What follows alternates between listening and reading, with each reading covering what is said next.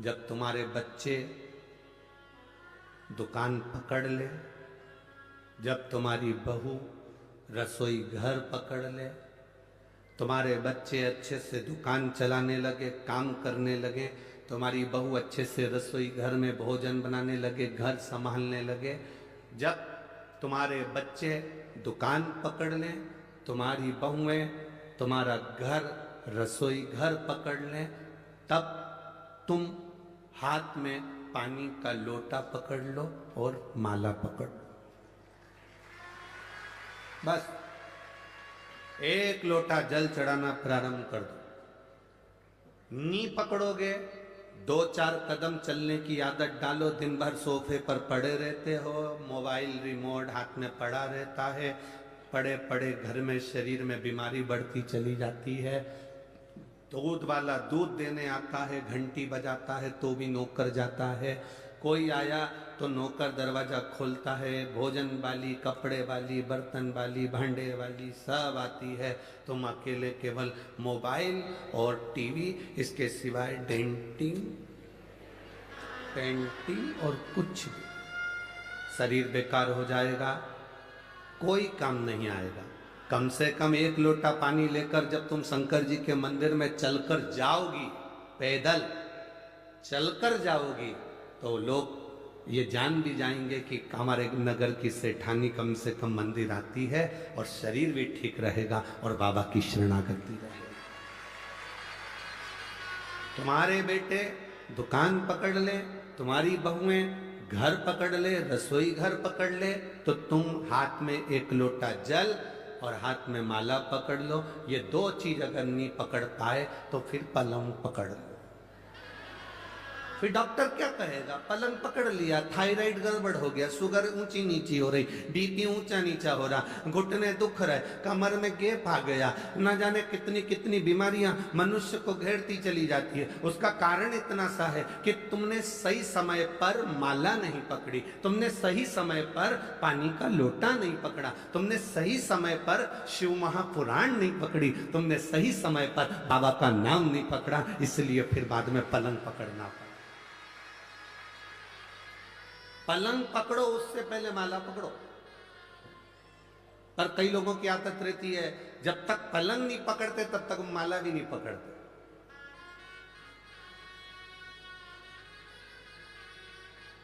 Doctor ने कहा थोड़ा घूमा करो, कितना घूमती हो? जाया करो घूमने, बीमारी बढ़ रही है। अब घूमने जा रही है, डॉक्टर कहा तब घूमी, पहले घूम लेती ना। पलंग पकड़ा तब माला पकड़ी तो मतलब कुछ नहीं है। एक उम्र होती है, उस उम्र में एक मोड़ आता है और उस मोड़ में सावधानी की जरूरत होती है। बचपन और बुढ़ापे के बीच का जो मोड़ है, कई लोग कहते हैं जवानी में तो घुमा फिरा जाता है, कमाया जाता है, अधेड़ी में तो धंधा पानी देखा जाता है, भगवान का कोई भजन करा जाता है। ये मोड़ है जिंदगी का। अब तुम्हारे यहाँ शादी में मोड़ बनता है कि नहीं बनता वो हमको नहीं मालूम। हमारे यहाँ तो हाँ, जो शादी होती है तो दूल्हा को भी एक यहाँ पर मोड़ बांधते हैं और दुल्हन को भी एक यहाँ पे मोड़ बांधते हैं। तुम्हारे यहाँ बांधते हैं? अरे बोलो तो जम के। बांधते ना मोड़। मोड़ क्यों बांधते हैं? और मोड़ बांधते हैं तो मोड़ बांधने का कारण केवल इतना है कि अब तो ये मोड़ तेरे सर पर बांधा गया है, बहू के सिर पर मोड़ बांधा गया है। मोड़ बांधने का मतलब ये है कि अब तुम्हारी लाइफ में, तुम्हारी जिंदगी में एक मोड़ आने वाला है, उस मोड़ में सावधान रहना, नहीं तो जिंदगी नर्क हो जाएगी। इसलिए मोड़ बांधा जाता है। जैसे ही आप यहां से जाओ, नासिक से जाओगे, अगर आप सीहोर के लिए जाओगे तो बीच में बहुत सारे मोड़ पड़ेंगे। उदाहरण बोलो, पढ़ा कि नहीं पढ़ा तुम लोगों ने? पढ़ा?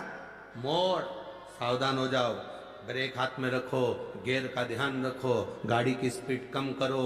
मोड़ है, मोड़ पर ध्यान रखना पड़ता है। उसी तरह बचपन में इतना ध्यान रखने की जरूरत नहीं, बुढ़ापे में इतना ध्यान रखने की जरूरत नहीं। जब बचपन धीरे धीरे निकल रहा हो और आप थोड़े से बड़े होते चले जा रहे हैं, तब तुम्हारी जिंदगी में मोड़ आएगा। उस मोड़ में तुम गुटखा, तंबाकू, सिगरेट, बीड़ी और गलत गलत मदिरा की बोतल नहीं, हाथ में एक लोटा जल पकड़ना, वो मोड़ तुम्हारी जिंदगी का सुख देगा। लाइफ में मोड़ आता है, जिंदगी में मोड़ आता है। ऐसा कोई व्यक्ति नहीं जिसकी जिंदगी में मोड़ नहीं आया। जब रोड पर मोड़ आता है तो मोड़ आएगा। शादी हुई तो मोड़ बांध दिया कि मोड़ आएगा। जिंदगी में कोई अपशब्द कहे, ताना दे, गाली दे, तुम बहू बनकर जा रही हो, ध्यान रखना मोड़ बंधा है, जिंदगी में मोड़ आएगा। कोई ताना भी दे तो बिल्कुल सहन लेना, कोई अपशब्द भी कहे तो सह लेना, कोई आड़ा टेढ़ा बोले तो सह लेना।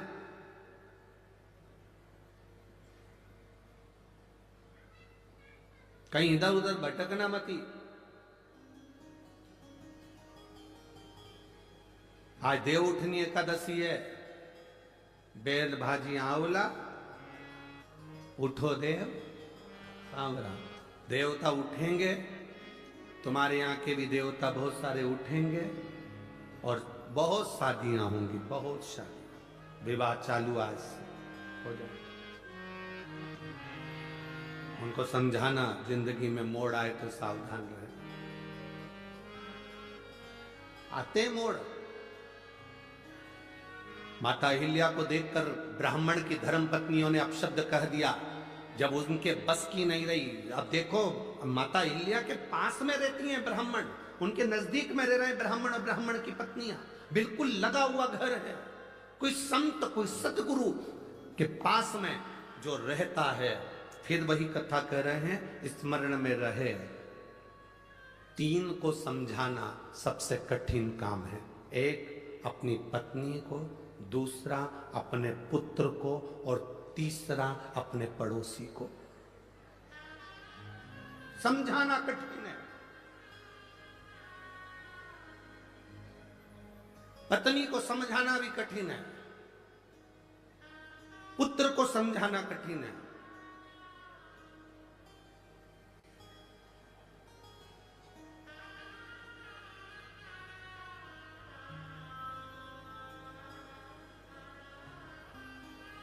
और पड़ोसी को समझाना कठिन, बहुत कठिन काम।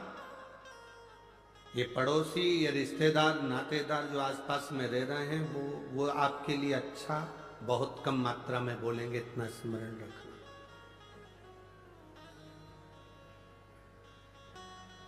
दुनिया के लोग आपकी तारीफ कर देंगे, पर आपके नजदीक रहने वाला आपकी तारीफ नहीं करेगा। वो कुछ ना कुछ तुम्हारी बुराई कर देगा, आप शब्द कह देगा।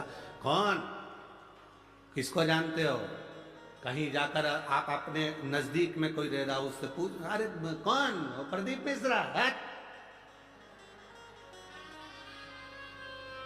तो बेवकूफ बनाए, सबको एक लोटा पानी दे दिया, चढ़ाओ, बीमारी भी ठीक हो रही है, पता नहीं। प्रदीप मिश्रा ने कभी ये नहीं कहा कि तुम मेरे पास 24 घंटे बैठे रहो। यहाँ इतने लोग बैठे हैं, ईमानदारी से कहना, आप लोगों से मिलने का भी हमको समय नहीं रहता। हम भी बाबा का भजन करते हैं, निवेदन आपसे इतना करते हैं कि आप भी करो। उसने हमें पकड़ा है, संभाला है, तो वो आपको भी संभालेगा। हमारे पास बैठकर क्यों समय लगा? ये आविष्कार भूसे, श्री आविष्कार जी भूसे हमसे कहते हैं, गुरुजी और महाराज हम तो मिलते भी हैं, बातचीत भी करते हैं, आप तो बस केवल अगर मिलने का भी दिन होता है, आप कहते हो कि कथा 5 दिन की होती है तो पीछे के 2 दिन मिलते हो, 7 दिन की कथा होती है तो पीछे के 4 दिन मिलते हो, पर आप मिलते भी तो 1 मिनट के, बस आए, उठे और चल दिए अपना पाठ करने के लिए।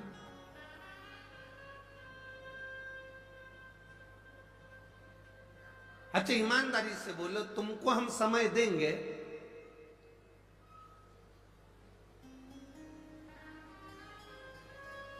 तो हमारे दुख की घड़ी में तुम क्या हमको समय दोगे? सब अपने अपने खेत में, दुकान पर, नौकरी में लगे रहोगे। उसको समय देंगे तो वो हमारी दुख की घड़ी में हमारे सामने खड़ा नहीं है, तकलीफ की घड़ी में वो खड़ा है। पर आपकी आदत ऐसी होगी, तुम अपने रिश्तेदार को समय देते हो बहुत, शादी में समय देते हो बहुत, फैशन में समय देते हो बहुत, खाने में समय देते हो बहुत, जितने स्टॉल लगे हैं शादी में सब निपटाते हो सब। भले पानी पूरी के लिए मुंह कितना ही चौड़ा करना पड़े, पर खाते जरूर, समय देते। श्रृंगार में समय दिया, रिश्तेदार को समय दिया, परिवार को समय दिया, बेटे को समय दिया, बेटी को समय दिया, कुटुंब को समय दिया, सबको समय दिया। और एक बार एक्सीडेंट हो गया, कहीं बीमारी आ गई, वेंटिलेटर पर पड़े हो, वेंटिलेटर पर पड़े हो, बीमारी आ गई, एक्सीडेंट हो गया, तकलीफ आ गई, कष्ट आ गया, आखिरी का समय पलंग पर पड़े हो। अब अंदाजा लगाना कौन कितना समय दे रहा है। बेटियां भी बांट लेती हैं, तू मम्मी को देखने कब जाएगी, तू 8 दिन चली जाना, फिर पीछे के 8 दिन में चली जाऊंगी क्योंकि बच्चों की एग्जाम है।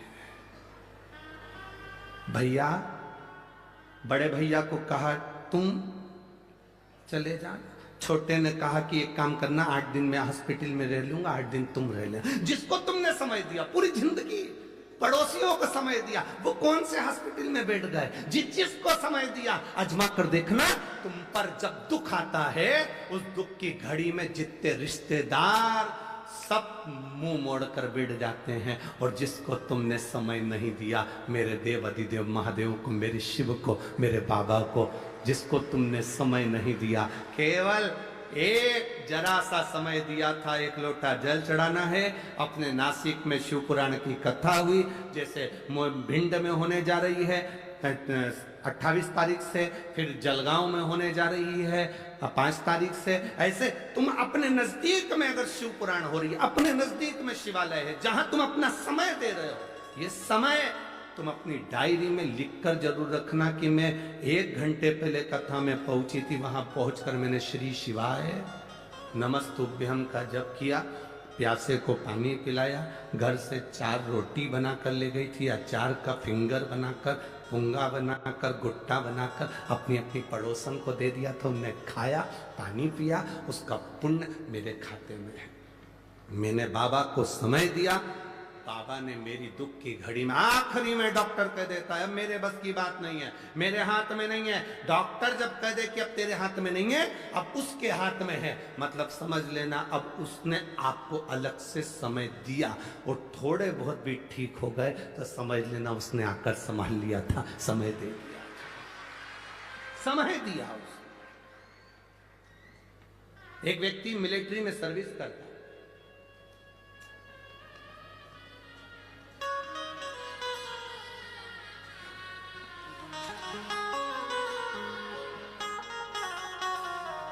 एक पत्र तो यही पढ़ लो, देखो वो मिलिट्री का तो ठीक है।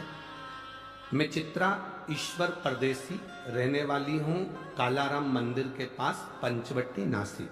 कहीं बैठी हैं हाथ उठा सकती हैं या स्वयं खड़ी हो जाए। अगर कहीं बैठी हो तो खड़ी हो या हाथ हिला। मैं चित्रा ईश्वर परदेसी, रहने वाली हूँ कालाराम मंदिर के पास, मेरा मोबाइल नंबर ये है। को समय दे रहे हो, शिव महापुराण में समय दे रहे हो, जाकर पंडाल में बैठकर कथा का रसतत्व ग्रहण कर रहे हो, टीवी पर, मोबाइल पर कथा को श्रवण कर रहे हो, आपने अपने कीमती समय में से थोड़ा सा समय अगर मेरे बाबा को दिया है तो ये निश्चित है अंत समय प्रभु आना पड़ेगा, वचन दिया तो निभाना पड़ेगा। आए ना आए प्रभु कुटुंब कबीरा, अंत समय प्रभु आना पड़ेगा, वचन दिया तो निभाना पड़ेगा, अंत समय प्रभु आना पड़ेगा, वचन दिया तो निभाना पड़ेगा। ये आपने जो उसको समय दिया, उसने आकर आपको साथ लिया, वो संभाल।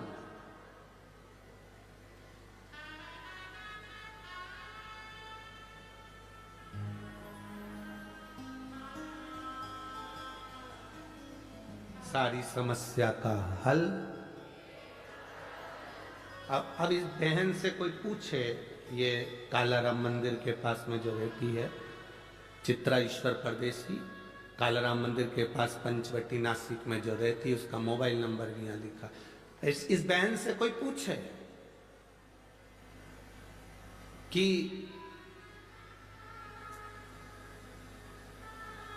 ऐसा कभी हो सकता है डॉक्टर के हिसाब से कि किडनी बदलने जा रही हो, डायलिसिस चल रहे हो और वो सब ठीक हो सकता है? क्यों नहीं हो? जब आप भगवान के भरोसे रहते हो, उस पर सब कुछ छोड़ देते हो। एक पत्र में एक पुलिस, एक भाई मिलिट्री में जॉब करता था,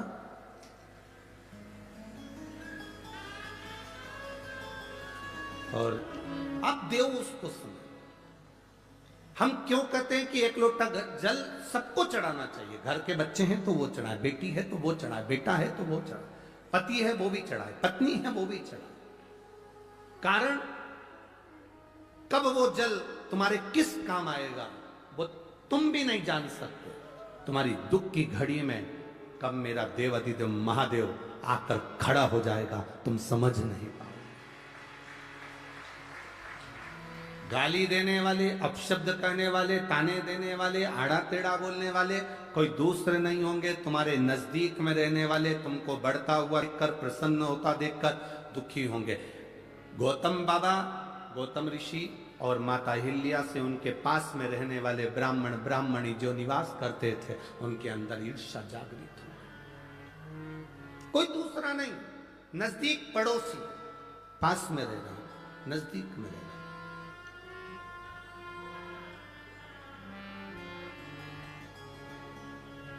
आप कभी